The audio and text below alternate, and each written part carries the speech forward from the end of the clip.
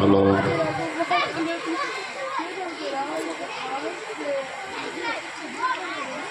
আসসালামু আলাইকুম ওয়া রাহমাতুল্লাহি ওয়া বারাকাতুহু।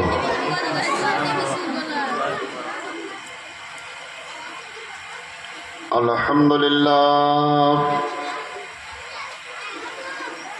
আলহামদুলিল্লাহিল্লাযী আবদাআল আফলাক ওয়াল আরদিন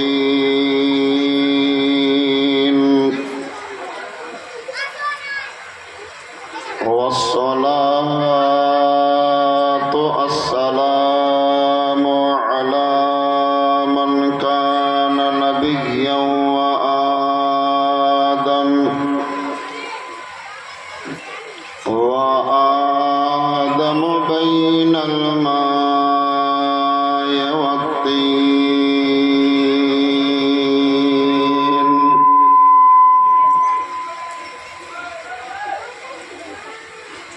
وعلى آله وأصحابه أجمعين. أما بعد فأعوذ بالله من الشيطان الرجيم. بسم الله الرحمن الرحيم. قل هو الله أحد. صدق الله العظيم. بلغنا رسوله النبي الأمين الكريم.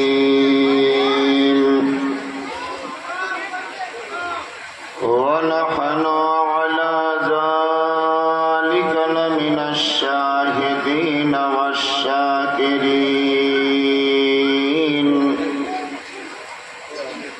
والحمد لله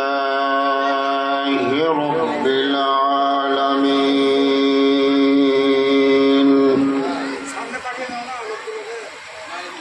بعده في شان حبيبه الكريم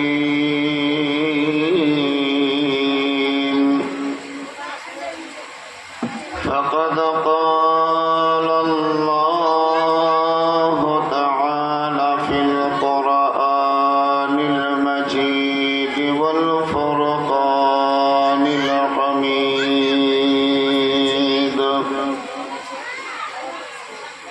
إن الله وملائكته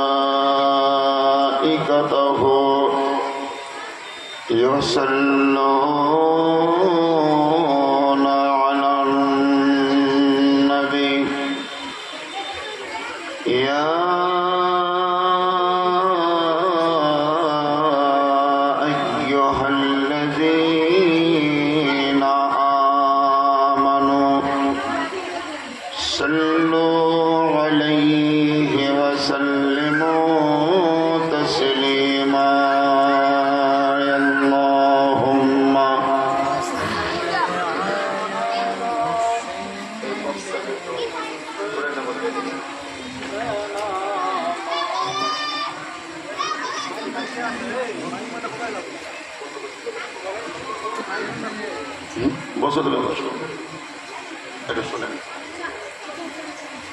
যারা যারা বসে আছেন একটু জোরে জোরে দুরূদ শরীফ পড়ুন। আল্লাহুম্মা সাল্লি আলা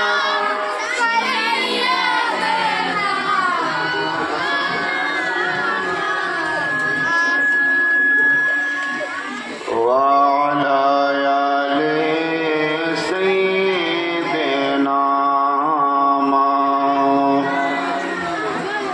মুহাম্মাদ ওয়া আলা আলি সাইয়্যিদিনা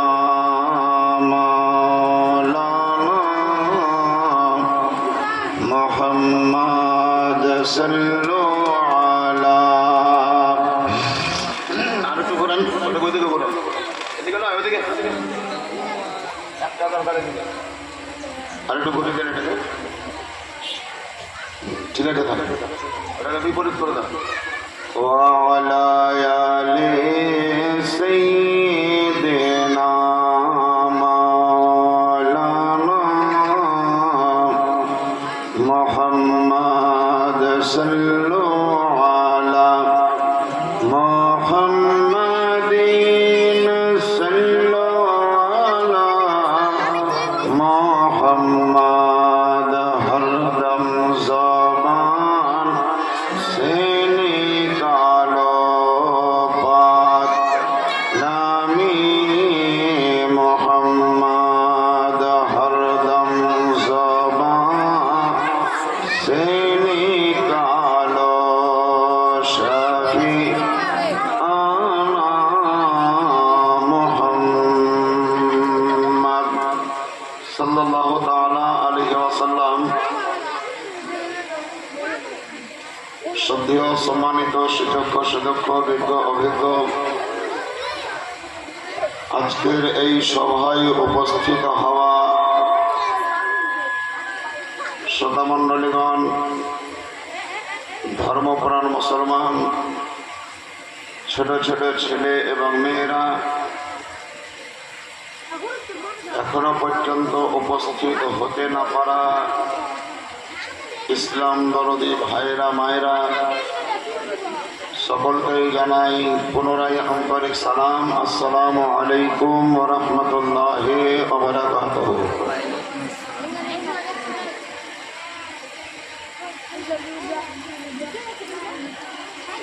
যাবতীয় প্রশংসা সে বিশ্ব নিয়ন্তা মহান স্রষ্টা আল্লাহ রাব্বুল আলামিনের জন্য, যিনি সমগ্র জগতের সৃষ্টিকর্তা, রুচির দাতা, বিশ্ববিধাতা, যিনি সমগ্র জগতের সমস্ত কীট পতঙ্গের রুচির মালিক, হায়াত ও মৌতের মালিক, যিনি রোগ দেন এবং ভালো তিনি করেন, সেই আল্লাহরই শুকরিয়া আদায় করার জন্য কৃতজ্ঞতা স্বীকার করে প্রশংসা করার নিয়তে উঁচু আওয়াজে সবাই মিলে ভক্তি ভরে জোরে সরে একই সঙ্গে পড়ুন আলহামদুলিল্লাহ।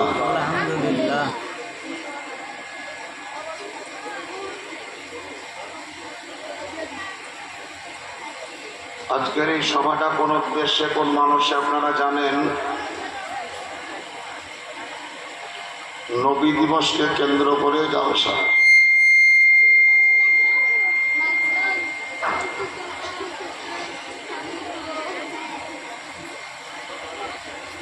নবী দিবসের উদ্দেশ্যেই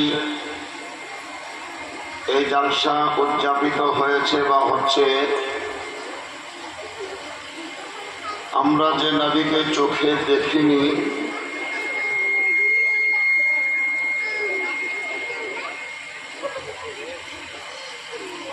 যে নবী সম্পর্কে আমাদের জ্ঞান আছে কোরআনের দ্বারাই এবং হাদিসের দ্বারাই,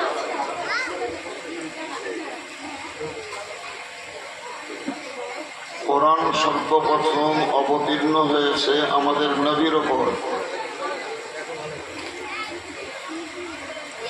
কথা বলিস না রে মা, কথা বলিস না। এই মেয়েটা আইসক্রিম চুস, কিন্তু কথা বলিস না। এত কাছাকাছি দুটো বক্সের প্রয়োজন নেই, একটা অফ করে দেন না, একটা বক্সটা অফ করে দেন। এত বড় বড় গাছ এই ছোটখাটো মিলাদে জালসাতে না আনাই দরকার। এই বক্সের জন্য বেশি হার্টের রোগীর পরিমাণ বাড়ছে। আগে তো আমরা মাইকের হর্নে জালসা করতাম, 25 বছর ধরে জালসা করছি। এই বক্সগুলো আবিষ্কার তখন ছিল না, অথচ হর্নের মাধ্যমে খুব সুন্দর জালসা হয়। কিন্তু এখন কিছু যুবক ছেলেদের মতামতি হলো যে ডিজে বক্স না হলে জালসা মানাই। মানে বিহাতেও বক্স লাগবে, জালসাতেও বক্স লাগবে, যে ধাকাম ধাকাম করি পার উপার শেষ। দেখো আপনারা ভদ্র সমাজের লোক, শিক্ষিত মানুষ, আমি খুব জড়তার সঙ্গে বলবো না, আর খুব চিৎকার করেও বলবো না, একটা একটা করে আপনাদেরকে সাবজেক্ট বোঝাবার চেষ্টা করব, একটু বুঝবেন। ফার্স্ট বেঞ্চে মানে সম্মুখ ভাগে আগে দিকে যারা আছে তারা তো বাচ্চা ছেলে, আপনারা যারা কয়েকজন বড় মানুষ আছেন তা আপনারা পিছনে বসেছেন, তো পিছনে বসলে আমার কোনো আপত্তি নেই, আগে এলেও কোনো ক্ষতি হবে বলে আমি মনে করি না। তার কারণ মাইকের আওয়াজ যাচ্ছে, মানুষ শুনতে পাবে। এক নম্বর কথা হলো, কোরআন শরীফ নবীর ওপরে অবতীর্ণ হয়েছে। কোরআন শরীফটা জিবরিল ফেরেশতা আল্লাহর কাছ থেকে বহে নিয়ে আসতেন এবং নবীকে শোনাতেন। মোবাইল বাজছে নাকি ছেলেটার হাতে? বন্ধ করে দেন, ওইটা শুনিও না বাপ, সকালে শুনবে, এটা আমারটা শোনা। কোরআন শরীফ জিবরিল ফেরেশতা আল্লাহর নিকট থেকে নবীর নিকটে নিয়ে আসতেন। লাগান, জায়গা লাগাবার লাগান, আপনি অসুবিধা নেই।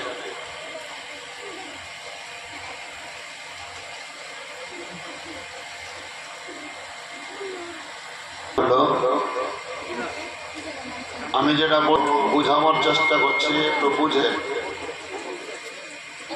কোরআন শরীফ আল্লাহর বাণী অবতীর্ণ হয়েছে, নিয়ে এসছেন জিবরিল। মানুষও হয় না আর মহিলাও হয় না, পুরুষের কোনো লিঙ্গ নেই, স্ত্রীলিঙ্গও নয়, পুরুষ লিঙ্গও নয়। ফেরেশতারা কোনোদিন পানাহার করে না, গোসল করে না, ঘুমায় না, পায়খানা পেচ্ছাপ করে না, বস্ত্র পরিবর্তন করে না, শুধুমাত্র আল্লাহ তাআলার আদেশের ওপরে আমল করার জন্য তারা ব্যস্ত থাকে। সেই ফেরেশতাদের মধ্যে উল্লেখযোগ্য নামি দামি ফেরেশতা যার নাম হলো জিবরাইল আলাইহিস সালাম। এই ফেরেশতা জিবরিল আমিন কোরআন নিয়ে নবীর কাছে এলো, নবীকে শোনালো, নবী শুনলেন। এমন ভাবে পড়তো জিবরাইল, এমন ভাবে বলতো যে নবী ছাড়া কোন সাহাবী রাসূল শুনতে পেত না। সাপোজ ধরে নেন এই মৌলানা সাহেবের কানে মুখ লাগিয়ে, বস বাবু বস, বসে যাও, এই মৌলানা সাহেবের কানে মুখ লাগিয়ে যদি আমি ফুসফুস করে দুটো কথা বলি, আপনারা যারা বসে আছেন কেউ শুনতে পেলেন না, আর আমি ওনাকে কি বললাম এটা আপনারা বুঝতেও পারলেন না। শুনতে যখন পেলেন না তো বুঝবেন কি করে? তাহলে শুনলো কে? যা তাহলে বুঝবে কে? যে শুনলো সে। তাহলে আল্লাহর কোরআন জিবরাইল নিয়ে এলো, নবীকে শোনালো, নবী শুনলেন, নবী বুঝলেন। এখন ওই নবী সাহাবায়ে কেরামদেরকে বুঝাচ্ছেন। সাহাবায়ে কেরামদেরকে কিন্তু জিবরিল ফেরেশতা বুঝায়নি, নবী বুঝাচ্ছেন। তাহলে প্রথম কোরআন বুঝলেন নবী, আর সেই নবী কোরআন বুঝাচ্ছেন সাহাবীদেরকে। তাহলে এখান থেকে প্রমাণিত হচ্ছে যে সাহাবায়ে কেরামরা যতটা কোরআন বুঝতেন অতটা কোরআন আমাদের মধ্যে কেউ বুঝতে পারবে না। সাহাবীদের মতন কোরআন বুঝনেওয়ালা আমাদের মধ্যে কেউ আছে? যারা বলেন আছে? না। যেহেতু ডাইরেক্ট সরাসরি নবীর সঙ্গে উঠা বসা, চলাফেরা, খাওয়া দাওয়া সব, সেই সাহাবায়ে কেরামগণদের মধ্যে একজন বিখ্যাত সাহাবী বিখ্যাত সাহাবী, যিনার নাম হযরতে আব্বাস রাদিয়াল্লাহু তাআলা আনহু। হযরতে আব্দুল্লাহ ইবনে আব্বাস রাদিয়াল্লাহু তাআলা আনহু, যিনাকে রাইসুল মুফাসসির বলা হয়, সবচাইতে বড় কোরআনের মুফাসসির বলা হয়, বিশ্লেষণকারী বলা হয়। ওই সাহাবীদের মধ্যে একজন সাহাবী হযরতে আবু হুরায়রা, হযরতে আবু বকর, হযরতে ওমর ফারুক, হযরতে উসমান গনি, এনারা সব নবীর সাহাবী। ধ্যান দিয়ে বুঝেন, কথা বলেছেন রে মা, কথা বলেন না বাবা। এনারা সব সাহাবী, নবীর জামানায় নবীর সঙ্গে আছেন। এই নবী করিম সাল্লাল্লাহু আলাইহি সাল্লাম যখন মক্কা থেকে হিজরত করে মদিনায় যান, তার মানে প্রথম নবীর মদিনাতে আগমন ঘটছে। আগমন, পদার্পণ, আগমন।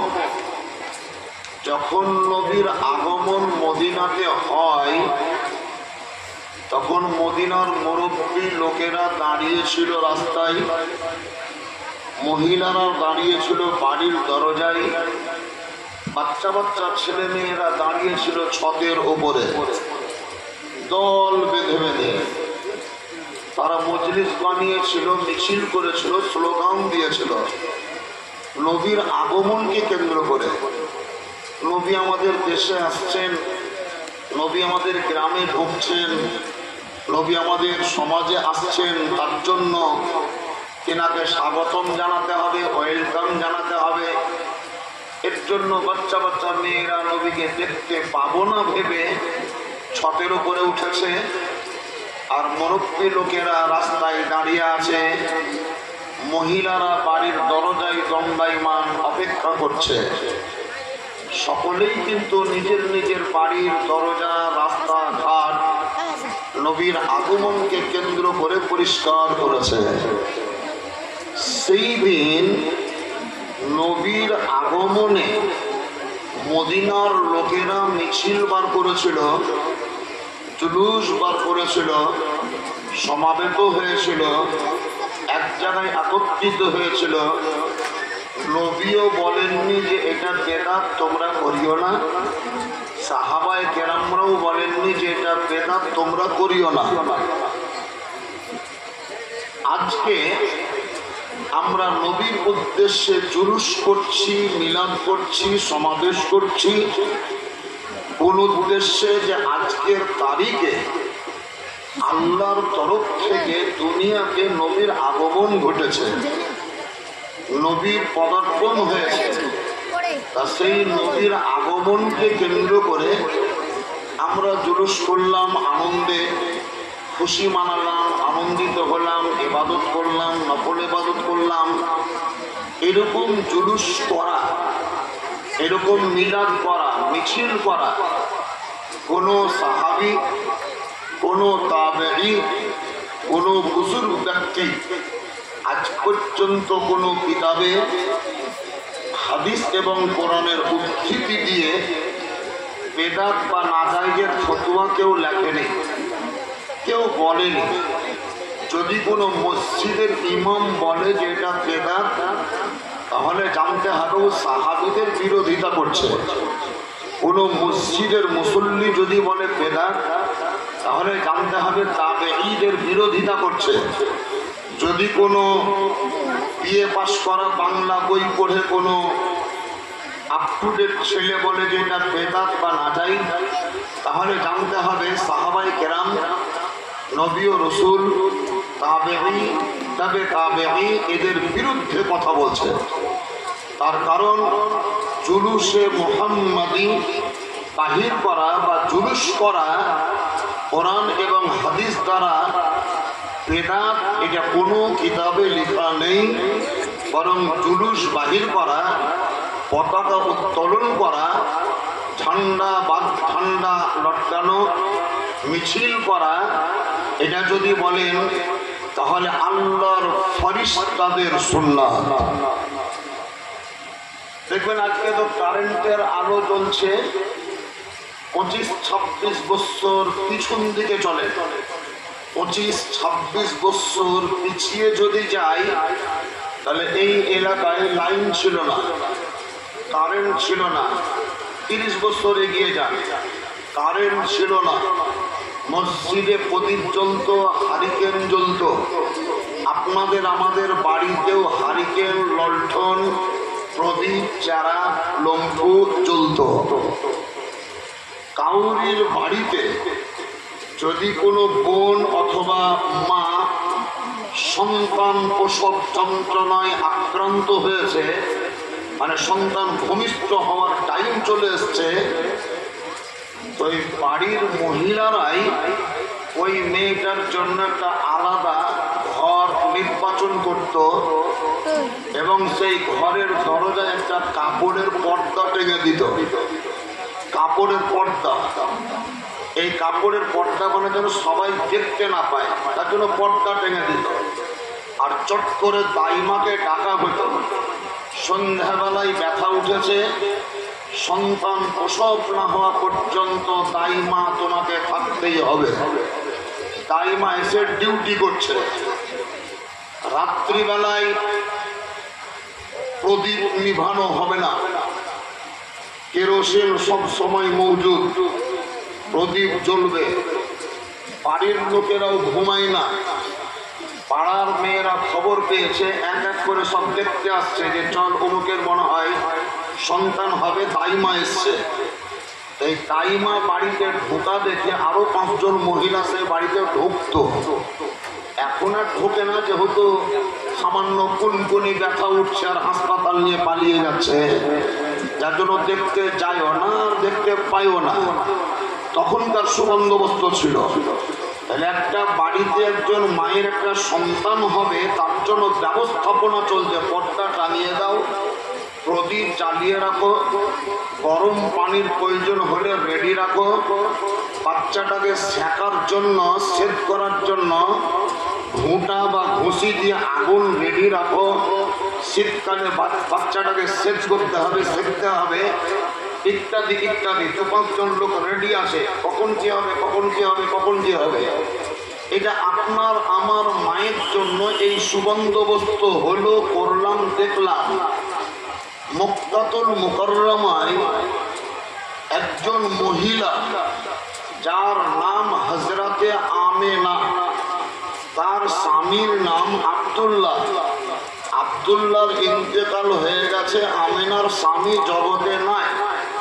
সেই আমেনা গর্ভবতী, তার পেটে সন্তান আছে। সন্তান যখন দুনিয়াতে ভূমিষ্ঠ হবে, এটা দুনিয়ার কেউ না জানলেও আল্লাহ জানে যে যিনি আমিনার গর্ভে আছেন তিনি হবেন শেষ জামানার নবী, শেষ জামানার পয়গম্বর। তো সেই পয়গম্বর দুনিয়াতে পদার্পণ করবেন। এর জন্য মক্কার মহিলারা আমিনার যারা ননদ, এরা কোনো বন্দোবস্ত দুনিয়াবিভাবে করলেও আল্লাহ নিজের তরফ থেকে ধ্যান দিয়ে বুঝেন। আমি বলেছি আগে, চিৎকার করে করে কথা বলবো না। নবীর সম্মানার্থে আল্লাহ তাআলা যে ব্যবস্থাপনা গ্রহণ করলেন, 1 নম্বর জিবরিল ফেরেশতাকে বললেন, জিবরাইল, আমার নবী দুনিয়াতে পদার্পণ করবেন আজকে রবিউল আউয়াল চাঁদের 12 তারিখে শুভে সাদিকের সময়, তাই তার সম্মানার্থে জান্নাতের দরজা যেন বন্ধ না থাকে, খুলে রাখো। সুবহানাল্লাহ বলে দেন। আর এই ছেলেদেরকে আপনারা বকছেন, বকাটা কিন্তু আপনাদের অপরাধ। কেন? আপনারা পরে এসছেন আর এরা আগে এসছে। আগে এসে ওরা আগেকার চেয়ারগুলা দখল করে নিয়েছে, তার জন্য ওরা আমার ডিস্টার্ব করছে। ওদের উপর আমার রাগ করে লাভ নেই। আপনারা যদি আগে আসতেন আর এই আগের চেয়ারগুলো দখল করতেন, তাহলে বাচ্চাগুলো হয়তো পিছনে থাকতো, কেউ কাউকে চিমটি মিমটি কাটতো, আমাদের ব্যাঘাত ঘটতো না, ওরা দেখে নিত। কিন্তু আপনারা যে পিছনে পড়ে গিয়েছে, আমাদের মুসলিম সমাজের এটাই দুর্বলতা। যে গানের মহফিলে আমরা আগে যাই, পঞ্চরসের মহফিলে আগে যাই, জাদুখানা দেখতে আগে যাই, কোনো নেতামন্ত্রী এলে আগে ঢুকি চেষ্টা করি, তারপরে আর অন্য কোনো অবৈধ কাজের জন্য আমরা আগে ঝুঁকি নিয়ে থাকি। কিন্তু ধর্মের জায়গাতে আমরা একটু পিছিয়ে থাকার চেষ্টা করি। এটা আমাদের দুর্বলতা, ইমান কমজোর হওয়ার একটা আলামত। বুঝবো, শুনবো, জ্ঞান অর্জন করবো, এই টেন্ডেন্সি আমাদের আদৌ থাকে না। যাও, যে বাচ্চাগুলো এসছো তোমাদেরকে ধন্যবাদ জানাচ্ছি যে তোমাদের এখন ছুটে বেড়ার টাইম, মেলা খেলায় ঘোরার টাইম, কিন্তু সেই দিকে না ঘুরে তোমরা যে মিলাদে এসছো এর জন্য শতবার তোমাদেরকে ধন্যবাদ দিচ্ছি। তোমরা এসছো, খুব ভালো করেছো, চেয়ারগুলা দখল করে বসে আছো। তবে তোমাদেরকে আরো একটু তাম্বিহ করবো যে কথা বলিও না, একটু নীরবতা অবলম্বন করো, চুপচাপ শোনো। আমি যেটা বলছি নোট করো। আল্লাহ তাআলা জিবরিল ফেরেশতাকে বললেন, আজকে ভোরবেলায় আমিনার গর্ভ হতে আমিনারই একজন সন্তান দুনিয়াতে পদার্পণ করবে। এখন পর্যন্ত দুনিয়ার লোক কেউ জানে না যে ওই ছেলেটাই আল্লাহর নবী। আমি জানি, সেহেতু আমাকেই ব্যবস্থা করতে হবে, তার সম্মান অর্থে আমাকেই ব্যবস্থা করতে হবে। তাই জিবরাইল, তুমি জান্নাতের দরজা ফেরেশতাকে বলো সব সময় খুলে রাখবে, জান্নাতের দরজা যেন আজকের জন্য বন্ধ না হয়। 2 নাম্বার, জাহান্নামের যে ফেরেশতা হযরতে মালিক, ওই জাহান্নামের ফেরেশতাকে বন্ধ করে দাও। আজকে রবিউল আউয়ালের 12 তারিখে জাহান্নামের দরজা বন্ধ থাকবে, যেন না খোলে।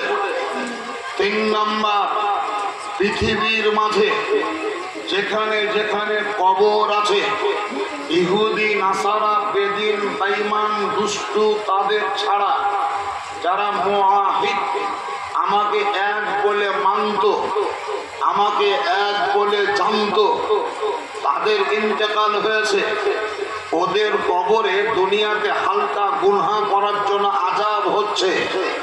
ওই সমস্ত কবরে কবরে যাও, আর আযাব যে ফেরেশতারা দিচ্ছে তাদেরকে বলে দাও যে আজকে আল্লাহর তরফ থেকে সমগ্র জগতের নবী, গরীবদের দরদি নবী, এতিমদের সাহারা নবীর আগমন ঘটবে আমিনার ঘরে। তাই তার সম্মান অর্থে, তাহারি ওসিলায় আজকে গোটা দিন কবরে কাউরির আযাব দেওয়া চলবে না। সবলের কবরের আযাব সন্ধ্যা পর্যন্ত বন্ধ থাকবে। সুবহানাল্লাহ, জোরে বলবেন না আপনারা? আওয়াজ শুনতে পাচ্ছেন না? পান না? পাচ্ছেন? এটা হাত উঠিয়ে বলেন তো, ইয়া রাসূলুল্লাহ। নামিয়ে দেন। আল্লাহ 3টি বন্দোবস্ত করেন, 4টি। 1 নাম্বার, জান্নাতের দরজা খুলে রাখা। 2 নাম্বার, জাহান্নামের দরজা বন্ধ করে দেওয়া। 3 নাম্বার হলো কবরের আযাব বন্ধ রাখা। 3টা হলো। 4 নাম্বার ব্যবস্থা শোনে, 4 নাম্বার ব্যবস্থা আল্লাহ গ্রহণ করলেন। 4 নাম্বার, জিবরাইল জান্নাতে ঢুকো, জান্নাত থেকে সাদা রঙের, এটা হাদিস থেকে বলছি, গল্প নয়, কেসা নয়, কাহানি নয়। এটাকে যদি কেউ ভুল প্রমাণ করে দিব মনে করে, তাহলে বলবেন, বলে মর্জান সাহেবের কাছ থেকে শুনেছি, যদি তুমি এটাকে ভুল বলো তাহলে মর্জান সাহেবকে আনবো আর তোমাকেও বসাবো, যার ভুল হবে তার গর্দনকে মুচড়ে দিব। ট্যাগবাজারি শুনবো না, পাবলিককে ধোকা দেওয়ার চেষ্টা কেউ করিও না। বহুত কোম্পানি বেরিয়েছে, অনেক কোম্পানি ধোকা দিয়ে চলে গেছে। আমাদের মুসলিম সমাজেও মুসলিমের নাম নিয়ে মুসলমানদের নামকরণ করে বহুত ধোকাবাজ বেরিয়েছে। নামাজও করছে, ধোকাও দিচ্ছে, রোজাও করছে, ধোকাও দিচ্ছে, হজও করছে, ধোকাও দিচ্ছে। এরকম ধোকাবাজ থেকে সাবধান। আল্লাহ তাআলা বললেন, জিবরাইল তুমি জান্নাতের ভিতরে প্রবেশ করো, আর জান্নাতের ভিতর থেকে সাদা রঙের, সবুজ রঙের নয়, লাল রঙের নয়, হলুদ রঙের নয়, এই ঘাসে আকাশের রঙের নয়, নীল রঙের নয়, সাদা রঙের 3টি পতাকার কাপড় ধারণ করো। পতাকা মানে কাপড়, পতাকা মানে কাপড়, অন্য কিছু নয়। এইটাও কাপড়, এটাও কাপড়। এই মৌলানা সাহেব গায়ে দিয়েছে, এটাও কাপড়। এই কাপড়টার নাম হলো রুমাল, এই কাপড়টার নাম হলো চাদর, এই কাপড়টার নাম হলো পাঞ্জাবি, এই কাপড়টার নাম হলো পায়জামা, এই কাপড়টার নাম হলো টুপি। আবার মাথায় যদি দুমড়ে সুমড়ে বাঁধতাম তাহলে ওই কাপড়টার নাম হতো পাগড়ি।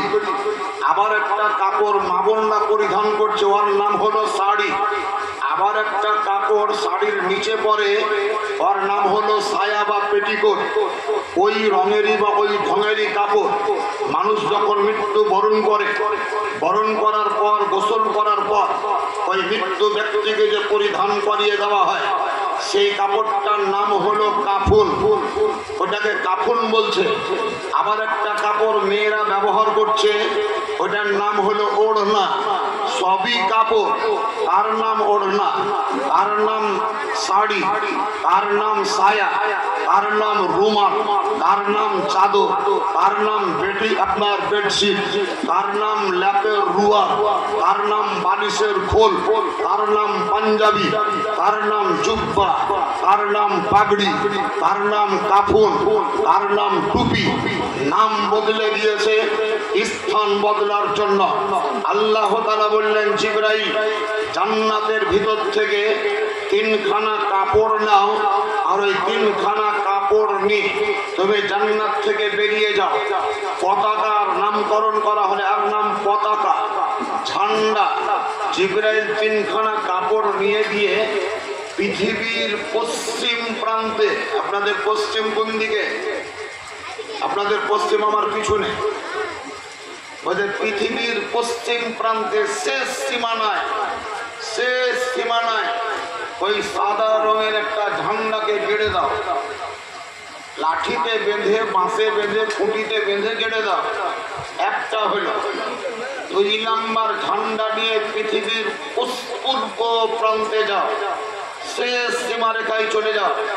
যেই জায়গায় পৃথিবীর সীমানা শেষ পূর্ব প্রান্তে, সেই জায়গায় একটা ঝান্ডাকে গেড়ে দাও। 2টো হলো। 3 নম্বর ঝান্ডা জিবরিল ফেরেশতার হাতে। জিজ্ঞাসা করলেন, আল্লাহ এটা কি করব? যে পশ্চিম আর পূর্ব দিক থেকে, পূর্ব দিক থেকে যদি লাপো তাহলেও কাবা শরীফ পর্যন্ত যাবে, পশ্চিম দিক থেকে যদি ওজন করো কাবা শরীফ পর্যন্ত আসবে। এই কাবা শরীফটা পৃথিবীর মিডিলে আছে। তো 3 নম্বরের ঝান্ডা এই কাবা শরীফের ছতের উপরে গেড়ে দাও। 3টা ঝান্ডারই রং হলো সাদা।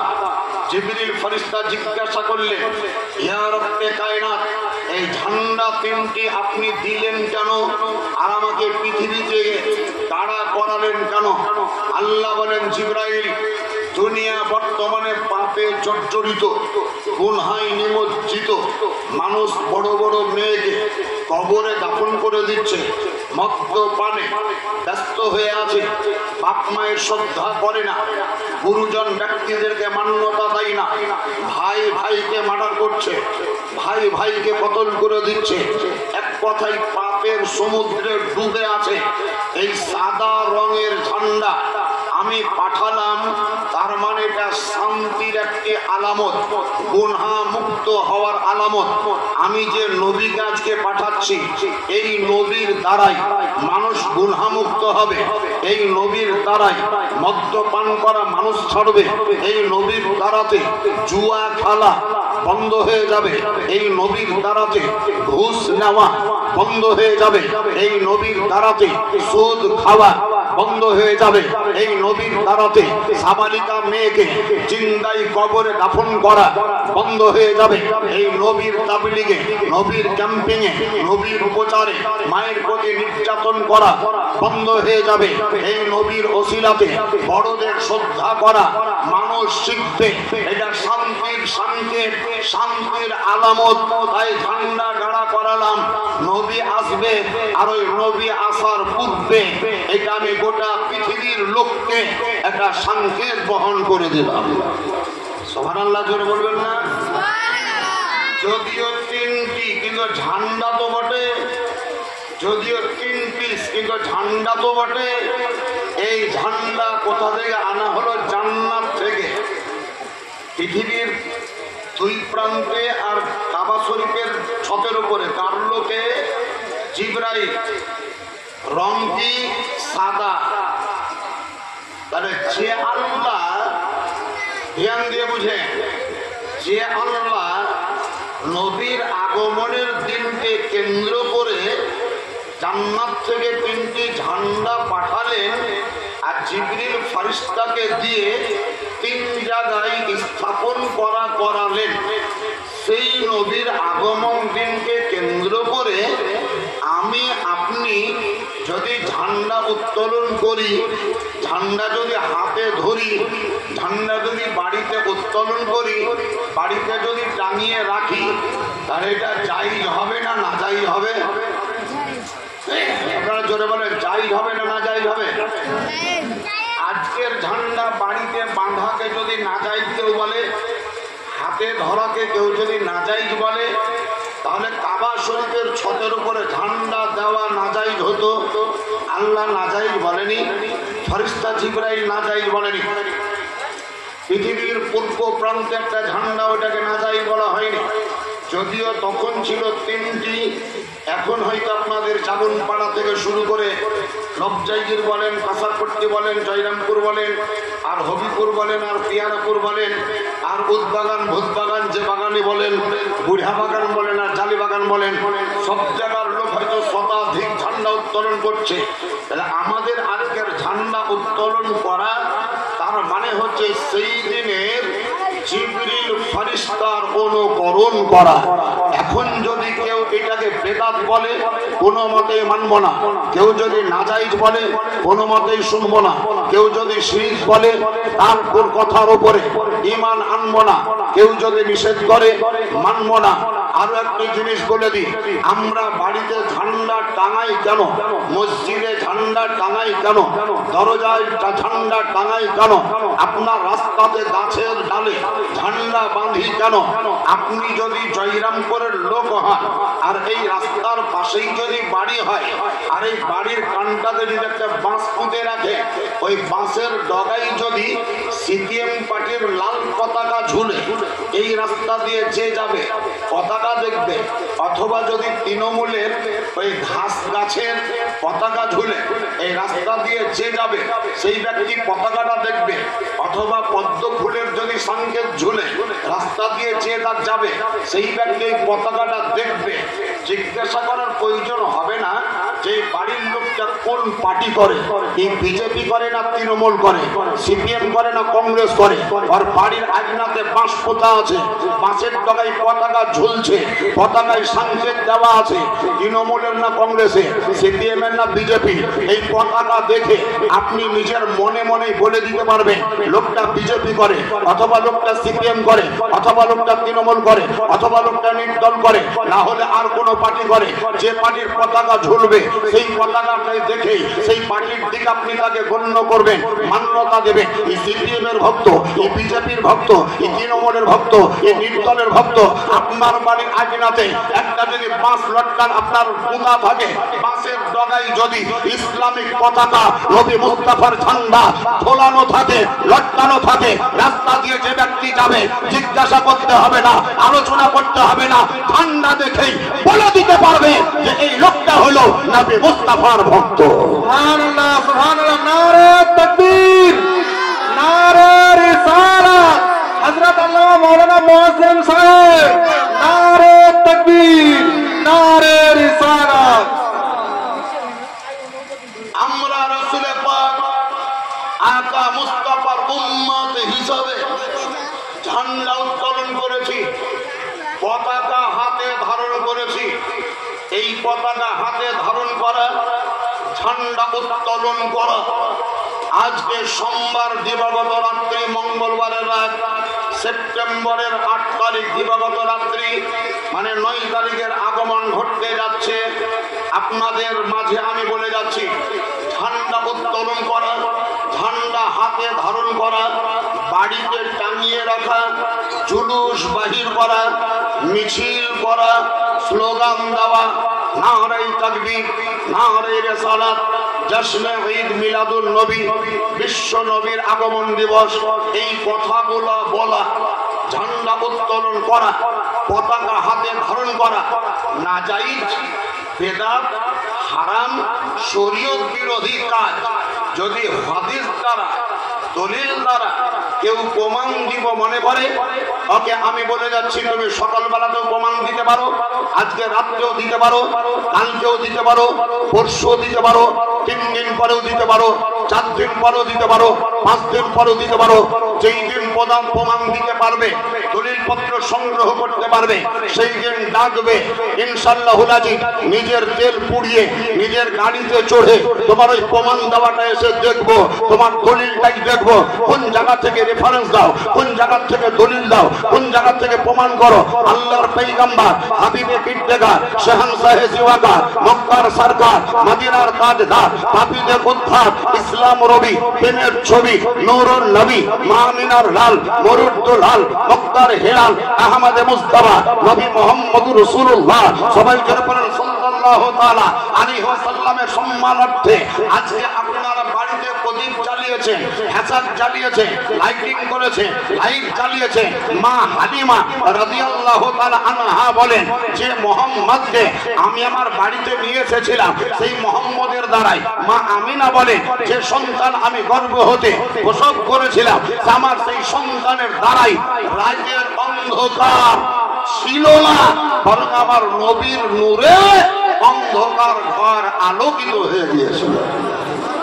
সেই নবীর উম্মত দলিল দেওয়ার মতন ক্ষমতা যদি কাউরি থাকে দেখিয়ে দিও। তবে আমি বলবো ভাই, জড়তার মধ্যে যেন না, এটা একটা মহব্বতের তাকাজা, ভালোবাসার পরিচয়। নবীকে আমরা শ্রদ্ধা করি, ভালোবাসি, নবীর আগমন দিবসকে কেন্দ্র করে পতাকা উত্তোলন করেছি।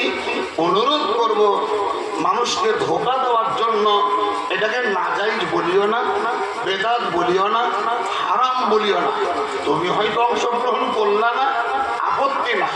তুমি হয়তো ঝান্ডা হাতে নিলা না, আপত্তি নাই। তোমার নামে কেস করবো না, তোমার নামে জুলুম করবো না, তোমাকে মসজিদ থেকে তাড়িয়ে দেবো না, তোমাকে গ্রাম ছাড়া করবো না, তোমাকে এক ঘরে করবো না, কোনো অসুবিধা নেই। কিন্তু খবরদার নাজায়েজ বলিও না, বেদাত বলিও না, হারাম বলিও না।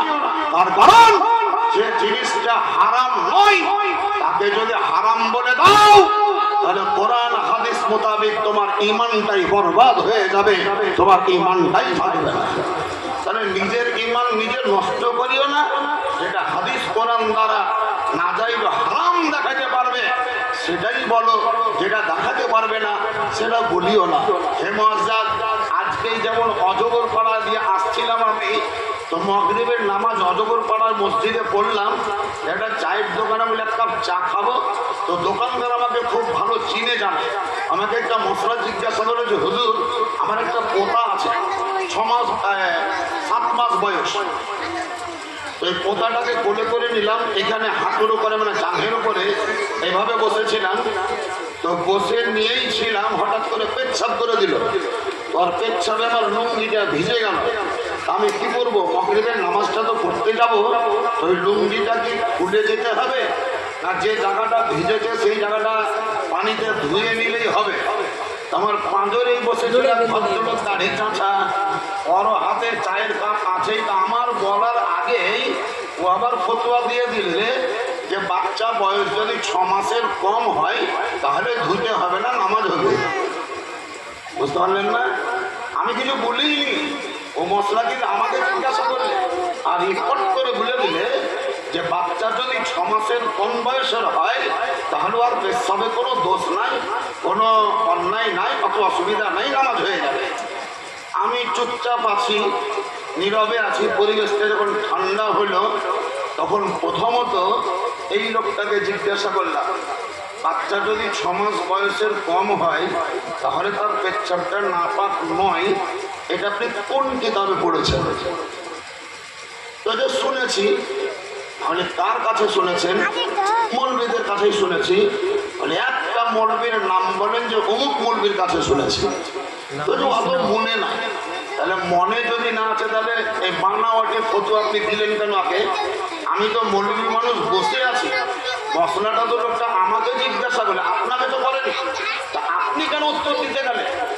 এত হড়বড়ি আপনার কেন? এত শখ আপনার কেন ফতুয়া দেওয়ার? এত কেন শখ ফতুয়া বা মশলা বলার? আমি যেখানে একজন আলেম বসে আছি, তাহলে আপনারও উচিত ছিল এই জায়গায় চুপচাপ থাকা। আমি কাউরির কাছ থেকে শুনেছি, আজকে দেখি মর্জেম সাহেব কি বলছে। আপনি কোন হিসাবে বললেন যে 6 মাসের কম বয়সের যদি বাচ্চা হয় তাহলে ওর পেশাবটা নাপাক নয় পাক? তাহলে যদি নাপাক নাই হয়, আপনাকে যদি বাই চান্স ওই 6 মাস বয়সের কমে কোনো বাচ্চার 2 ফোঁটা পেশাব বা পেচ্ছাপ নিয়ে আপনার ওই চায়ের কাপে দেওয়া হয় হিমাপতি ওষুধের ফোঁটার মতন, খাবেন? তাই খাওয়া যায়, কেন খাবেন না? ওটা তো পাক বললেন, আপনি তো খাবেন না কেন? শোনেন, শরীয়তের আইন যদি জানা না থাকে খবরদার মুখ খুলবেন না, খবরদার মুখ খুলবেন না, খবরদার মুখ খুলবেন না। নিজে মাতব্বরি করতে গিয়ে নিজের ঈমানকে বরবাদ করবেন না। দুগ্ধপায়ী বাচ্চা যদি 1 দিনেরও হয়, 1 বছরেরও হয়, 1.5 বছরেরও হয়, 1.25 বছরের হয়, তাহলে ওই 1.25 বছর বয়সের 6 মাস 3 মাস 9 মাস বাচ্চা বয়সের পেচ্ছাপ আর 80 বছর বয়সের বুড়া লোকের পেচ্ছাপ একই রকম নাপাক। ওরও যেমন নাপাক, এরও তেমন নাপাক। ওইটাও যদি লেগে যায় 1 টাকা পরিমাণের বেশি কাপড়ে, তাহলে ধোয়া ফরজ। বাচ্চারও যদি পেচ্ছাপ লেগে যায় কাপড়ে 1 টাকা পরিমাণের বেশি, তাহলে ধোয়া ফরজ। এটাও ধুতে হবে, ওটাও ধুতে হবে। ওই কাপড় না ধোয়া পর্যন্ত আপনার নামাজ হবে না। কিন্তু অনেকের ফতোয়া দিচ্ছে দুধ খাওয়া বাচ্চা এখন তো দানা খায়নি, তার জন্য আর পেচ্ছাবে কোনো দোষ নাই, পেচ্ছাবে কোনো দোষ নাই। এটা আর বানাওয়াটি কথা, এটা দলিল কথা নয়, এটা হাদিসের কথা নয়, এটা ফিকহ শাস্ত্রের কথা নয়। ও নিজে নিজে তৈরি করে বলছে। সেহেতু জুলুসকে কেউ যদি বেদাত বলে, মিছিল করাকে কেউ যদি বেদাত বলে, তাহলে জানতে হবে এটা ফিকহ শাস্ত্রের ফতোয়া নয়, এটা দলিলের কথা নয়, এটা বানাওয়াটি কথা। ও নিজে নিজে তৈরি করে বলছে। যখনই ওর কল্লায় হাত দেওয়া হবে তখনই বাহির হবে আর বেদাতটা কোন জায়গায় আছে। আমি বলবো অনুরোধ করে, জোরহাত করে, মৌলবি হওয়ার মুফতি হও, তালবে ইলম হওয়ার পাবলিক হও, মহিলা হওয়ার পুরুষ হও, মাস্টার হওয়ার ডাক্তার হও, হাফিজ হওয়ার কারি হও, শরীয়তের আইন জনসম্মুখে বলার আগে ওই বইটাকে বারবার পড়ো, বারবার পড়ো, বারবার পড়ো। পড়তে গিয়েও ভুল হতে পারে, দেখতে গিয়েও ভুল হতে পারে, দেখতে গিয়েও মিস্টেক হতে পারে। তাই বারবার রিভাইজ করো, রিপিট করো। জনগণকে বলার আগে শতবার চিন্তা ভাবনা করো। যেটা নিখুঁত ফতোয়া, নিখুঁত মশলা, সেটাই বলো। তুমি করিও না, সেটা আলাদা জিনিস, কিন্তু পাবলিককে ধাঁধাই ফেলিও না। তুমি ছিল না, আলাদা জিনিস, কিন্তু পাবলিককে ধোকার গর্তে নিয়ে যেও না, পাবলিককে ধোকা দেওয়ার চেষ্টা করিও না। আজ যদি তুমি ধোকা দাও, একদিন তোমাকেই ধোকাই করতে হবে। ধোকাবাজ কোনোদিন সফল কাম হয় না, ধোকাবাজ কোনোদিন কামিয়াব কামরান হতে পারে না। যাই হোক বাবাজিরা, মা এবং বোনেরা, আপনাদের সম্মুখে আমি উপস্থিত হয়েছি। 4 নম্বরের কথা বলতে শুনেন। আমাদের নবী আকা মুস্তাফা সাল্লাল্লাহু তাআলা আলাইহি ওয়াসাল্লামের যতগুলা পদবী টাইটেল আছে, টাইটেল ইংরেজিতে টাইটেল বলে, বাংলায় পদবী বলে, উর্দুতে লাকাব বলে। লাকাব, টাইটেল, পদবী একই অর্থ। ইংরেজিতে টাইটেল বলে, বাংলায় পদবী নাম বলে, আর উর্দুতে লাকাব বলে। আমাদের নবীর আসল নাম দুটো, একটা হলো মোহাম্মদ আর একটা হলো আহম্মদ। এই দুটোই নবীর নাম, কিন্তু রউফুর রহিম আমার নবীর পদবী, করিম নবীর পদবী, গরিব দরদি নবীর পদবী, গায়েবের সংবাদদাতা নবীর পদবী, এতিমদের সাহারা নবীর পদবী, লাতিফুন নবীর পদবী, রাহিমুন নবীর পদবী, বহুত নাম আছে। এই পদবী নাম, গুণবাচক নাম বহুত আছে।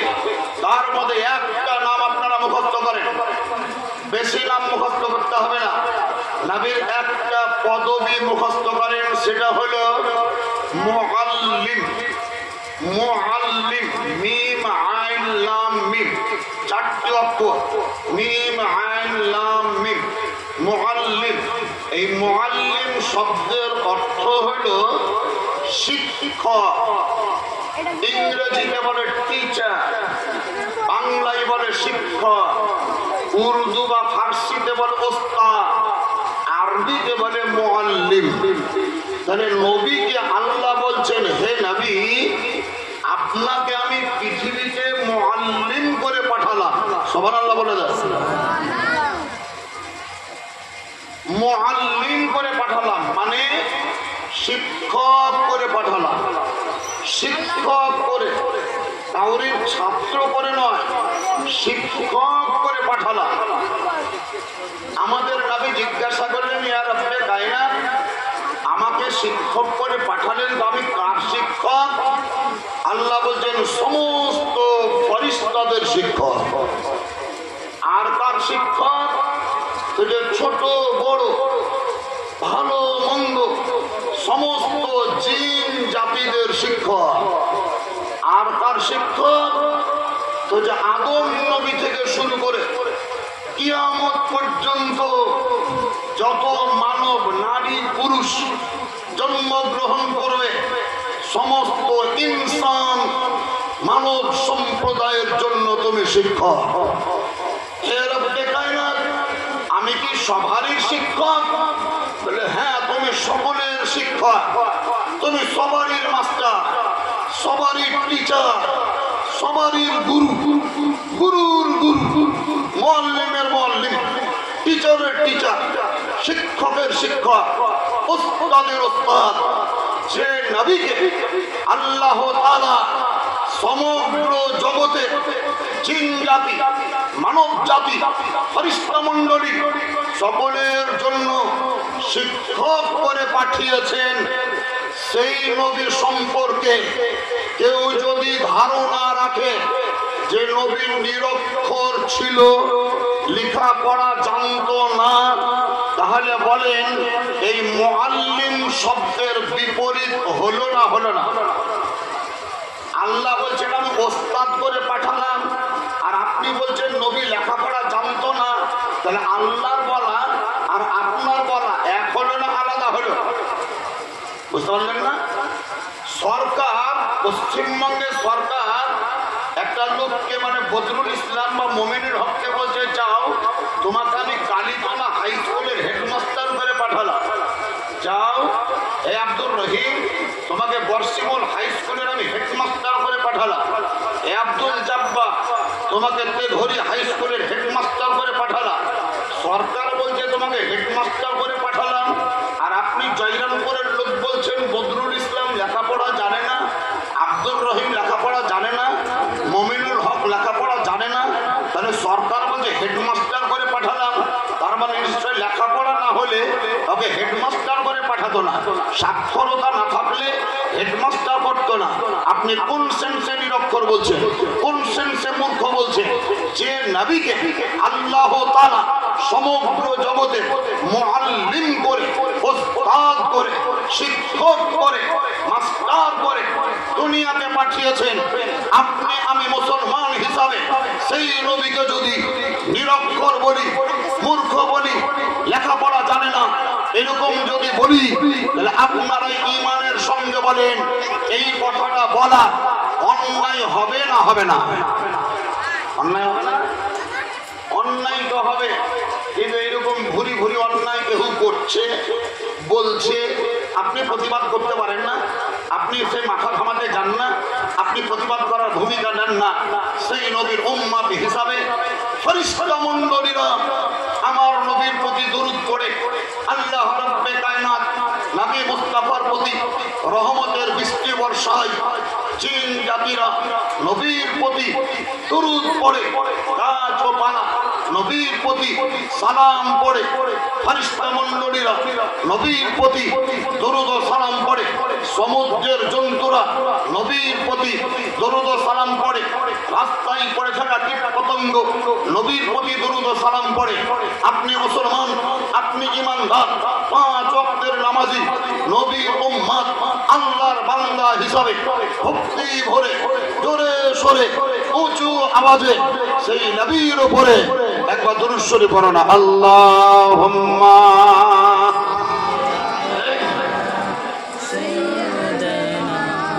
মাওলানা মুহাম্মদ ওয়া আলা মাওলানা মুহাম্মদ ওয়া আলা আলি সাইয়্যিদিনা মুহাম্মদ। সবাই যারা পড়েন সাল্লাল্লাহু তাআলা আলাইহি ওয়াসাল্লাম। এই যে চুম্বন দিলাম, এই চুম্বন দেওয়াটা তাফসীরের নাম তাফসীরে জালালাইন শরীফ, তাফসীরে জালালাইন শরীফ, তাফসীরে জালালাইন শরীফ কোরআন শরীফের তাফসীর। এদিকে আমাদের পণ্ডিতপুর বলে একটা গ্রাম আছে। কোন দিকে পণ্ডিতপুর? এদিকে নাই? পণ্ডিতপুর একটা সিনিয়র মাদ্রাসা আছে, সিনিয়র মাদ্রাসা। ওই মাদ্রাসা থেকে আমি আলেম পাস করেছি, আলিম। এইদিকে যদি জানতে একটা গ্রাম আছে মোমিনটোলা, ওই মোমিনটোলাতে একটা সিনিয়র মাদ্রাসা আছে। এখানে বরজ যদি বলেন একটা হাই মাদ্রাসা আছে। এই বরজ হাই মাদ্রাসাতে আমি ফাজিল পরীক্ষা দিয়েছি, আর এমএম কামিল এই সমস্ত পরীক্ষাগুলা, কামিল পরীক্ষা দিয়েছে বেলডাঙ্গা ভাবতায়, এমএম পরীক্ষা দিয়েছে কলকাতা ডেভিড হিয়ার ট্রেনিং কলেজে। এমএম মানে মুমতাজুল মুহাদ্দিসিন। মুফতির চাইতেও বড় যে ডিগ্রি সেটা হচ্ছে মুমতাজুল মুহাদ্দিসিন। কিন্তু আমি হ্যান্ডবিলে মুফতি লিখি না, কাউকে লিখতে বলিও না। মাস্টার ডিগ্রি তো আছে, কিন্তু আমার প্রয়োজন হচ্ছে ডিগ্রি নয়, আমার কথা হচ্ছে মুখের ভাষা, আমার প্র্যাকটিক্যালের কর্ম। আমি যতই বড় ডাক্তার হই, আমার চিকিৎসায় যদি রোগীর রোগ ভালো না হয় তো ডিগ্রি নিয়ে ধুয়ে খাবে। আর একটা যদি কম ডাক্তারের চিকিৎসাতেই রোগ ভালো হয়ে যায় তো লোক ওর কাছকেই যাবে, ওর ডিগ্রি থাকবে আর না থাকবে। বুঝতে পারলেন না? ওর ডিগ্রি থাক আর না থাক, ওর কাছকেই যাবে। যে হ্যাঁ, তো এম মানে মুমতাজুল মুহাদ্দিসিন, মাস্টার ডিগ্রি। বেলডাঙ্গা ভাবতাই পড়েছি। এইদিকে আপনার পণ্ডিতপুরে পড়েছি। পণ্ডিতপুরে আলিম পরীক্ষা যারা দিবে, তখনও ছিল এখনো আছে, ওই আলিম পরীক্ষার্থী যারা, তাদেরকে হাদিসের একটা বইয়ের পরীক্ষা দিতে হয়। বইটির নাম হলো মিশকাত শরীফ, হাদিসের কিতাব। আর কোরআন শরীফের যেটা তাফসীর, সেই তাফসীরটার নাম হলো তাফসীরে জালালাইন। এই তাফসীরে জালালাইন কিতাবটা সরকারি রুলস অনুযায়ী সিনিয়র মাদ্রাসার সিলেবাসের অন্তর্ভুক্ত। প্রত্যেকটা সিনিয়র মাদ্রাসার সিলেবাসে তাফসীরে জালালাইন পাবেন। এবং যে সমস্ত মাদ্রাসায় উঁচু ক্লাসের ক্লাস হয়, খারেজি মাদ্রাসায়, সে মাদ্রাসাতেও পড়ানো হয়।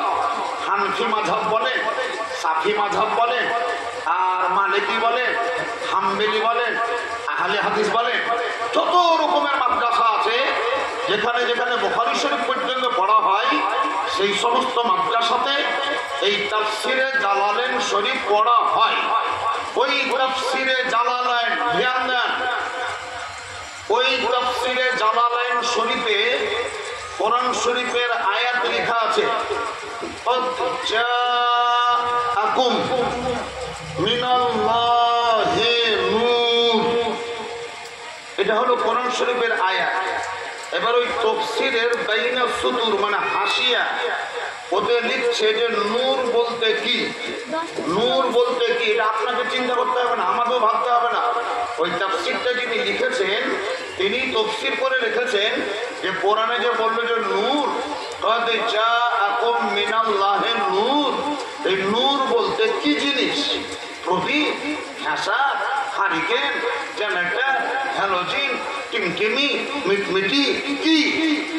এই বাইনা সতুরে তাফসিরে লেখা আছে আন-নূর হুয়া, আন-নূর হুয়া, মানে নূর বলতে বোঝানো হয়েছে মুহাম্মদুর রাসূলুল্লাহ সাল্লাল্লাহু আলাইহি সাল্লাম। কোরআন শরীফে যে নূর বলেছে, ওই নূর বলতে নবী মুহাম্মদকেই বোঝানো হয়েছে। এই কারণে ওই তাফসীরের কথা অনুযায়ী আমরা নবীকে নূর মানি। যদি কোনো ইতিহাসের কিতাবে লেখা থাকতো তাহলে মানতাম না, গল্পের বইয়ে লেখা থাকতো মানতাম না, ভূগোলে লেখা থাকতো মানতাম না, জীবন বিজ্ঞানে লেখা থাকতো মানতাম না, লাইফ হিস্টোরিতে লেখা থাকতো মানতাম না, রাষ্ট্রবিজ্ঞানে লেখা থাকতো মানতাম না, ফিলোসফিতে লেখা থাকতো মানতাম না, কেমিস্ট্রিতে লেখা থাকতো মানতাম না, জিওগ্রাফিতে লেখা থাকতো মানতাম না। কিন্তু যেহেতু কোরআনের তাফসীর, সেই তাফসীরের কিতাবে লেখা আছে আন-নূর হুয়া মুহাম্মদুর রাসূলুল্লাহ, এখানে নূর বলতে নবী মুহাম্মদুর রাসূলুল্লাহ। এই সূত্রে, এই তাফসীর অনুযায়ী আমরা নবীকে নূর বলে মানি। বলুন আমাদের এই মানাটা ঠিক না বেঠিক? যেটা বলবেন না, তাফসীর অনুযায়ী নবীকে নূর বলে মানা, এটা ঠিক হবে না বেঠিক হবে? তাহলে আমরা ঠিক জায়গায় আছি, বেঠিক জায়গায় নাই। 2 নম্বর কথা, জুম্মার দিন ধ্যান দেবেন, জুম্মার দিন মসজিদে নবী মদিনা, মক্কা থেকে মদিনা 385 কিলোমিটার ডিস্টেন্স। এই জুলাই মাসের 23 তারিখ প্লেনে চেপে মক্কাতুল মুকাররমার সফরে গিয়েছিলাম, মানে উমরা হজে। আগস্ট মাসের 10 তারিখে বাড়ি ফিরে এসেছি, উমরা হজে গিয়েছিলাম। বাসে চেপে মক্কা থেকে মদিনায় গেলাম, 7 ঘন্টা টাইম লাগলো। সেখানকার বাস খুব দ্রুত চলে, 120-25 কিলোমিটার গতিবেগ নিয়ে চলবে, আপনি বুঝতে পারবেন না।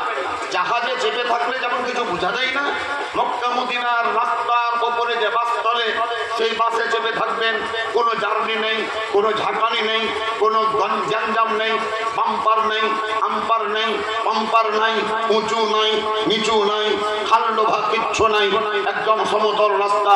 যার জন্য সেই বাসে চেপে থাকতে আপনার এনার্জি হারাবে না, আপনি কে বলছে বোর হয়ে যাবেন না, আপনার কোনো জার্নি মনে হবে না। 7 ঘন্টা পথ অতিক্রম করে 385 কিলোমিটার পথ অতিক্রম করলাম মদিনা। তাহলে মক্কা থেকে মদিনার দূরত্ব 385 কিলোমিটার। সেই পথটা নবী আমার কোনো এক সময় জাহাজে চেপে বাড়ি যাননি, ট্রেনে চেপে যাননি, বাসে চেপে যাননি, পানি জাহাজে চেপে যাননি, কিসে গিয়েছিলেন? উটের পিঠে চেপে গিয়েছিলেন। সুবহানাল্লাহ বলে, উটের পিঠে চেপে। সেই মদিনায় একটা মসজিদ আছে, যে মসজিদের ভিতরে আমার নবীর রওজা শরীফ আছে, মানে নবীর মাজার আছে। সাধারণ মানুষ যদি মরে মাটির নিচে দাফন করবেন তো ওইটাকে কবর বললেন, কোনো অসুবিধা নেই, ওইটা কবর, ওইটা কবর। কিন্তু কোনো যদি আল্লাহওয়ালা ব্যক্তির ইন্তেকাল হয়, আল্লাহর ওলি, কোনো পীর ওলি আউলিয়া, তার যদি কবর হয় সেটাও কবর, কিন্তু তিনার সম্মানার্থে ওই কবরটাকে বলতে হবে মাজার শরীফ। আপনি আমি মরলাম, এটা কবর, ওটাও কবর। এটা একজন আল্লাহওয়ালা লোকের কবর, এটা হলো মাজার। কিন্তু নবী যেই জায়গায় শুয়ে আছেন ওটাও কবর, কিন্তু নবীর কবর বলা এটা বেয়াদবি। নবীর সম্মানার্থে ওই কবরটাকে বলতে হবে রওজা শরীফ। বুঝাতে পারলাম না? আমি একটু আগে বুঝালাম কাপড় এটাও, কাপড় এটাও, কাপড় এটাও, কিন্তু নাম আলাদা। এটা রুমাল, এটা পাঞ্জাবি, এটা পায়জামা, এটা টুপি, ওইটা ওড়না, ওইটা শাড়ি, এটা কাফন, এটা বেডশিট, এটা তো কভার, এটা তো আর কিছু, এটা তো লাফা, ওইটা তো অন্য কিছু। কাপড় সবই, কিন্তু নাম বদলে গিয়েছে। কবর কবর সবই, কিন্তু মানুষের দিকে দৃষ্টিপাত করে আপনার আমার কবরকে কবর বলে কোনো অসুবিধা নেই। আল্লাহওয়ালাদের কবর যদি হয় তার সম্মানার্থে ওটাকে মাজার বলতে হবে, আর নবী মুস্তাফার সম্মানার্থে নবীর কবরকে কবর বলা বেয়াদবি হবে।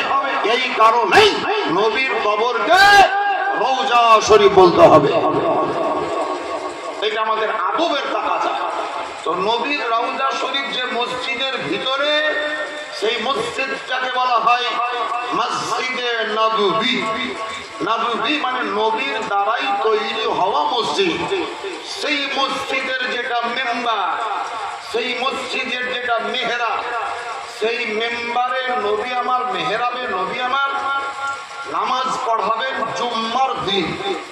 জুম্মার দিন আপনাদের জয়রামপুরের মসজিদ নয়, চাগলপাড়ার মসজিদ নয়, উসমানপুরের নয়, ছোটকালিয়ার নয়, কাঁটাখালির নয়, পিছাখালির নয়, রামপুরার নয়, ক্যাঘরের নয়, ওইদিকে কাশিয়াডাঙ্গার নয়, কাশিয়াগুনার নয়, পণ্ডিতপুরের নয়, ফুলগাছির নয়, গঙ্গা প্রসাদের নয়, বর্ষিমলের নয়, চাঁদপাড়ার নয়, ঘোড়াপাড়ার নয়, হুজরাপুরের নয়, হবিপুরের নয়, পিয়ারাপুরের নয়। মসজিদ হচ্ছে মদিনার। আর সেই মসজিদের মেম্বারে চেপে আছেন যিনি, আমার মতন মৌলবি নয়, আপনার মতন পাবলিক নয়, সমগ্র জগতের যিনি নবী, যেই নবীকে কেন্দ্র করে আজকে দাঙ্গা, যে নবীকে কেন্দ্র করে আজকে মারামারি, যে নবীকে কেন্দ্র করে আজকে ভাগাভাগি, যে নবীকে কেন্দ্র করে আজকে মসজিদ ভাঙাভাঙি, যে নবীকে কেন্দ্র করে মাদ্রাসায় তালাবন্ধ ইত্যাদি ইত্যাদি, সেই নবী মেম্বারে চেপে আছেন।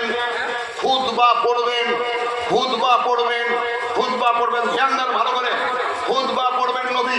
আমি সবারই উদ্দেশ্যে বলছি, ভালো করে ধ্যান দেন। কাউরির ধোকাবাজিতে ধোকায় পড়বেন না। নবী আমার মেম্বারে চেপে আছেন। খুতবা দেওয়ার আগে একটা আজান হয় না, হয় না? খুতবা পড়া শুরুর আগে একটা আজান হয় না, হয় না? ওই আজান নবীর যুগেও হচ্ছে খুতবার আগে। তো খুতবার আগে আজান দিবে কে?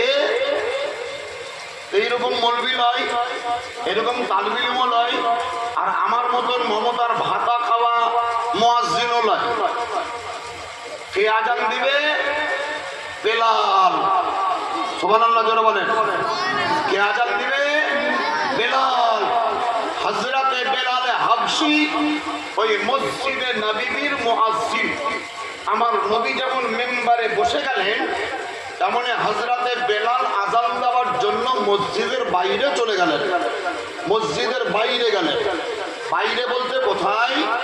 মসজিদের একটা মিনার ছিল, ছোট্ট বড় মিনার। ওই মিনারের উপরে দাঁড়িয়ে আজান দিচ্ছেন মসজিদের বাইরে। মসজিদের বাইরে, মসজিদের বাইরে।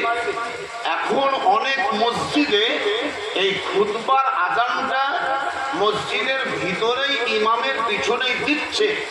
যদি কোনো মসজিদে ইমামের পিছনে এক কাতার করে আজান দেয়, তাহলে এটা হাদিস বিরোধী, নবী বিরোধী, সাহাবী বিরোধী, শরীয়ত বিরোধী। ভিতরে আজান দেওয়ার কোনো কিতাবে কোনো দলিল নেই। তবে আবু দাউদ শরীফের হাদিস, সেই হাদিসে লেখা আছে মসজিদের দরজায় আজান দেওয়া। আযিন আলা বাবিল মসজিদ, আজান দাও মসজিদের দরজায় দাঁড়িয়ে, মেহরাবের কাছে নয়, ইমামের পিছনে নয়, মসজিদের ভিতরে আজান দেওয়া এটা মাকরুহে তাহরিমি, শরীয়ত বিরোধী কাজ। কোন মৌলবি থাকার পরেও মসজিদের ভিতরে যদি আজান হয় আর ওই মৌলবি যদি নিষেধ না করে, তাহলে জানতে হবে ওই মৌলবির ভিতরে হাদিসের ইলম নাই, হাদিসের জ্ঞান নাই। আর যদি মনে করে যে না ফতোয়া দিলে বোধহয় আমার মসজিদ ছুটে যাবে, তাহলেও প্যাঁচা ধরা হইল, প্যাকেট গায়ে পড়ে আছে, আর ইমান কমজোর হয়ে যাবে। বলছিলাম নবী মুস্তাফা মিম্বারে বসলেন আজান দেওয়ার জন্য। হযরতে বেলালে হাবশী মসজিদের বাইরে মিনারায় চাপলেন। এই দুই আঙুলকে, আমার আঙুলের দিকে তাকান, পাঁচটা আঙুল আছে, পাঁচটা আঙুলের নাম আছে। এই আঙুলটাকে বাংলাতে বৃদ্ধাঙ্গুলি বলে, আপনার এটাকে কনিষ্ঠা বলে, মানে ছোট আঙুল। এটাকে বলা হয় অনামিকা, এটাকে বলা হয় মধ্যমা, এটাকে বলা হয় তর্জনী, আর এটাকে বলা হয় বৃদ্ধাঙ্গুলি মানে বুড়া আঙুল। যেটাকে বাংলাতে তর্জনী বলে এটাকে আরবিতে শাহাদাতের আঙুল বলে। শাহাদাত মানে সাক্ষী দেওয়ার জন্য। ওই ছেলেটা মেরেছে, ওই মেয়েটা গাল দিয়েছে, এই লোকটা আমার টাকা চুরি করেছে, মানে সাক্ষী দেওয়া। এই আঙুলটাকে সাক্ষী দেয়, তার জন্য শাহাদাতের আঙুল। আযান যে ব্যক্তি দিবে তার জন্য সুন্নাত তরিকা এই দুটো আঙুলকে কানের ফুটাতে ভরে দিতে হবে, কানের ছিদ্রে ভরে দিতে হবে। কেউ যদি কানের উপরে হাত রেখে আযান দেয় এটা সুন্নাতের খেলাফ। কেউ যদি কানটাকে ধরে আযান দেয় সুন্নাতের খেলাফ। কেউ যদি এইভাবে আযান দেয় সুন্নাতের খেলাফ। দুই আঙুলকে কানের ছিদ্রে ভরতেই হবে, এটা সুন্নাত। সুন্নাত সুন্নাত ওটা লক্ষ্য করবে। যদি কোনো আযান দেনেওয়ালা কানে আঙুল না ভরে তাহলে বলেন তুমি আযান দিচ্ছ কিন্তু সুন্নাতের খেলাফ কাজ করছো। কানে আঙুল ভরো দিয়ে আযান দাও। এই সিনাটা সব সময় এদিকে যেহেতু কাবা শরীফ, যখন আযান দিবে তখন সব সময় সিনাটা আমার কাবা শরীফের দিকেই থাকবে। কাবা শরীফ দিক থেকে একটু নড়চড় হবে না। কিন্তু মাইকে যেদিন থেকে আযান শুরু হয়েছে সেই দিন থেকে এখন পর্যন্ত কিছু কিছু আযান দেনেওয়ালা ব্যক্তিকে দেখবেন ডান দিকে যখন এই ঘাড় ঘুরাইতে হয় হাইয়া আলাস ফালা বলে, এইদিকে মুখ ঘুরাইতে হাইয়া আলাল ফালা বলে, তো এখানে মুখ আর মাইকে এবার মুখ ঘুরেছে দেখেন কেমন করে, হাইয়া আলাস ফালা। কি ঘুরলো, কি ঘুরাইলাম বুঝতে পারলেন? মুখ ঘুরলো, কি কি ঘুরলো আমার এটা ঘুরলো, কিন্তু এখানে আছে মুখ, আর এই সিনাটা কিন্তু ঘুরে গিয়েছে এইদিকে। সিনাটা এইদিকে ঘুরে গেল। ওর উদ্দেশ্য আমি যদি মুখ ঘুরিয়ে দিচ্ছি তাহলে মাইকে আওয়াজটা ধরবে না। এই টেন্ডেন্সি তো মুখটাকে হঠাই না, মুখটাকে হিলাই না, যে মুখটাকে ঘুরিয়ে দিলে হাইয়া আলাস সালাহ, হাইয়া আলাল ফালাহ। এইরকম যদি আযান দেয় ইমিডিয়েটলি হয় আর সংশোধন করেন, না হলে কারেন্ট ওই লোকটার আযান দেওয়া সেই দিন থেকে বন্ধ করে দেন। ও সুন্নাতের খেলাফ আযান দিচ্ছে। আযান দেওয়ার ঢং নাই, আযান দেওয়ার জং নাই, আযান দেওয়ার জন্য কাড়াকাড়ি চলছে। যাই হোক বাবাজিরা, এই দুই আঙুলকে কানের ছিদ্রে ভরে আযান দেওয়া সুন্নাত। নবী আমার মেম্বারে বসে আছেন, হযরতে বেলাল হাবশী মিনারায় চাপলেন, আযান দিতে শুরু করলেন। এইদিকে মুসল্লিদের মধ্যে কয়েকটা লোকের নাম বলি।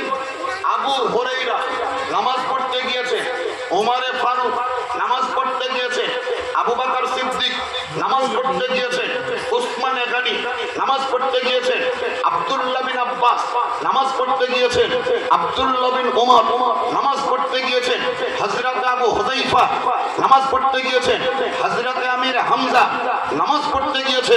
এরকম প্রখ্যাত সাহাবায়ে কেরামগণ তিনারা হচ্ছেন মুসল্লি। সুবহানাল্লাহ, নবী বসে আছেন মেম্বারে আর সাহাবীরা অপেক্ষা করছে নামাজ পড়বেন, নবীর খুতবা শুনবেন। ওইদিকে বেলালে হাবশী আযান দিচ্ছে। আযানের মুয়াজ্জিন কত সুন্দর, মুসল্লি কত সুন্দর, ইমাম কত সুন্দর। নবী আমার খুতবা দেওয়ার পূর্বে মেম্বারে বসেছেন, আযান শুরু হয়ে গেল। আযানের ধ্বনি শুনে আল্লাহু আকবার, আল্লাহু আকবার, আল্লাহু আকবার, আল্লাহু আকবার চারবার। আশহাদু আল্লা ইলাহা ইল্লাল্লাহ, আশহাদু আল্লা ইলাহা ইল্লাল্লাহ দুইবার। পরের বাক্য আশহাদু আন্না মুহাম্মাদার রাসূলুল্লাহ। আমি বলছি আপনারা আমার সঙ্গে বার বলে নিন, আশহাদু আন্না মুহাম্মাদার রাসূলুল্লাহ সাল্লাল্লাহু আলাইহি সাল্লাম। এটা কে বললো? মুয়াজ্জিন হযরতে বেলাল আযানের ভিতরে। উনি আযান দিচ্ছেন, উনি নিজের কানে আযান দিয়েই যাচ্ছেন। নবীও শুনছেন, সাহাবায়ে কেরামরাও শুনছেন। নবী ফলো করলেন এই মসজিদ ভরা সাহাবী, তাদের মধ্যে একজন যেনার নাম আবু বকর। কি নাম বললাম? যারা বলেন নাম কি? হযরত আবু বকর। সেই আবু বকর সিদ্দিকের দিকে নবীর চোখ পড়ল। তো যখনই বেলালের মুখ থেকে আওয়াজটা উচ্চারণ হলো আশহাদু আন্না মুহাম্মাদুর রাসূলুল্লাহ, তখন নবী দেখছেন আবু বকরকে যে এই তর্জনীর আঙুল মানে শাহাদতের আঙুল আর এই বৃদ্ধঙ্গুলি, দুই হাতের দুটো দুটো আঙুল, চারটে আঙুলকে জড়ো করে তিনি মুখে চুম্বন দিয়ে চোখে বুলালেন আর দোয়া পড়লেন, কুররাতু আইনি বেকা ইয়া রাসূলুল্লাহ। সুবহানাল্লাহ বলে দিন। আবু বকর সিদ্দিক দুই দোকানে চারটি আঙুলকে এক জায়গায় জড়ো করে মুখে চুম্বন দিয়ে চোখে বুলালেন।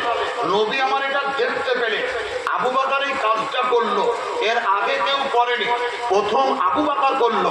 এই ঘটনাটা যেটা বললাম কোন কিতাবে লেখা আছে? ওই কিতাব যেই কিতাবের নাম একটু পূর্বে বললাম, তাফসিরে জালালাইন। পণ্ডিতপুরের সিনিয়র মাদ্রাসায় পড়া হয়, মোমিনটনের সিনিয়র মাদ্রাসায় পড়া হয়, বেলডাঙ্গা দারুল হাদিসে পড়া হয়, কলকাতা আপনার দারুল হাদিসে পড়া হয়, কলকাতা আরবিক ইউনিভার্সিটিতে পড়া হয়। তাফসিরে জালালাইন, সেই তাফসিরের মধ্যে এই ঘটনাটি লেখা আছে।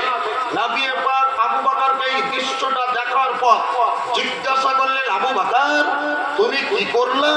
এটা তো এর পূর্বে কেউ করেনি, তুমি আজকে নতুন একটা কাজ করলা, সেটা কি করলা তুমি বলো? আবু বকর বললেন, হুজুর আমি আপনার নামের মহব্বতে, ভালোভাবে শোনেন, জয়রামপুরের লোকটা বলছি, আমি আপনার নামের মহব্বতে ওই যে বেলালের মুখ থেকে শুনলাম আশহাদু আন্না মুহাম্মাদুর রাসূলুল্লাহ, আপনার নাম শোনা মাত্রই আমার দিল থেকে মহব্বত উঠলে উঠলো। ওই মহব্বতের টাকা চাই, আমি দুটো আঙুলকে জড়ো করে মুখে চুম্বন দিয়ে চোখে বুলালাম আর বললাম, কুররাতু আইনি বেকা ইয়া রাসূলুল্লাহ। আমার নবী বলতে পারতেন এরপরে আর কোনোদিন করিও না, এটা ভুল, এটা বেদাত, এটা নাজায়েজ, এটা শিরক, আর করিও না। আজকে যা করলা আগামীটা আর করিও না, তোমরাও কেউ করিও না। নবীটা বলতে পারতেন, কিন্তু তা না বলে নবী কি বললেন শুনেন। হযরতে বেলাল হাবশী আযান শুনে আবু বকর সিদ্দিক যখন দুই আঙুলকে চুম্বন দিয়ে চোখে বুলিয়েছিলেন, নবী দেখার পর বললেন, হে আবু বকর, হে আমার সাহাবী, প্রথম খলিফাতুল মুসলিমিন, আমিরুল মুমিনিন, খলিফায়ে আউয়াল আবু বকর, শোনো, তুমি যে নিয়তে, যে অন্তঃকরণ নিয়ে আমার নামের মহব্বতে নিজের আঙুলের আঙ্গুঠাকে মুখে চুম্বন দিয়ে চোখে বুলিয়েছো, কিয়ামত পর্যন্ত কোন মুসলমান যদি ঈমানের সহিত আমার নাম শুনে মুখে চুম্বন দিয়ে চোখে বুলায় আর কুররাতু আইনি বেকা ইয়া রাসূলুল্লাহ বলে, তাহলে অবশ্যই তার চোখের জ্যোতি সুরক্ষিত থাকবে, তার চোখ কোনোদিন নষ্ট হবে না। জোরে বলা যাবে না? সুবহানাল্লাহ। এবার বলেন, হযরতে আবু বকরের আঙুল চুমাতে নবী নিষেধ করেননি, সাহাবী ওমরে ফারুক নিষেধ করেননি, বেলালে হাবশী নিষেধ করেননি, ওসমানে গনি নিষেধ করেননি, আবু হুরায়রা নিষেধ করেননি, আব্দুল্লাহ বিন আব্বাস নিষেধ করেননি, আবু হুযায়ফা নিষেধ করেননি, আর অন্য কোন সাহাবী নিষেধ করেননি, স্বয়ং নবী নিষেধ করলেন না, বরং তার ফজিলত বর্ণনা করলেন। আজকে তুমি কোন মৌলবি, আমি কোন মৌলবি, হাতে মুখে চুম্বন দিয়ে চোখে বুলানো বেদাত, দলিল পেলা কোথায়? ফতোয়া পেলা কোথায়? মাসলা পেলা কোথায়? দলিল দিয়ে বলতে হবে, ফতোয়া দেওয়ার পূর্বে কিতাব পড়তে হবে, তাফসীর পড়তে হবে, বুঝতে পারা গেল নবীর নাম শুনে মুখে চুম্বন দিয়ে চোখে বুলানো এটা কোন পাবলিকের সুন্নাত নয়, এটা আবু বকর সিদ্দিকের সুন্নাত। জি বেশক, সুবহানাল্লাহ বলুন। আমি কোরআন থেকে পড়েছিলাম আয়াতে কারিমা, কুল হুয়াল্লাহু আহাদ। আল্লাহ বলেন, হে নবী আপনি জগতের লোককে বলুন আল্লাহ এক, আল্লাহ এক, আল্লাহ এক। আল্লাহ তাআলার নবী বললেন, ইয়া রাব্বে কায়নাত। আদম নবী বলেছে আল্লাহ এক, ফেরেশতা বলেছে আল্লাহ এক, নূহ নবী বলেছে আল্লাহ এক। আবার নতুন করে আমাকে কেন বলতে বলছো? আল্লাহ বলেন, ওদের বলা আলাদা, তোমার বলা আলাদা। তার কারণ ওরা যারা বলেছে আল্লাহ এক, তারা না দেখে বলেছে, আর তুমি বলবা আল্লাহ এক, সেটা তুমি চোখে দেখে বলবে। তোমার দেখা আলাদা, তোমার বলা আলাদা। যা হোক, সেই নবীর উম্মত আল্লাহ রাব্বে কায়নাত আমাদের সকলকেই জশ্নে ঈদ মিলাদুন নবী উদযাপন করা, ঝান্ডা উত্তোলন করা, বাড়িতে পতাকা টাঙিয়ে রাখা এবং বিশেষ করে দৈনন্দিন জীবনে 5 ওয়াক্তের নামাজ পড়া আল্লাহ যেন তৌফিক দান করেন। জোরে বলুন আল্লাহুম্মা আমিন, আরো উঁচু আওয়াজে বলুন আল্লাহুম্মা আমিন, সুম্মা আমিন। ওয়া আখিরু দাওয়ানা আলহামদুলিল্লাহি রাব্বিল আলামিন। আসসালামু আলাইকুম ওয়া রাহমাতুল্লাহি ওয়া বারাকাতুহু।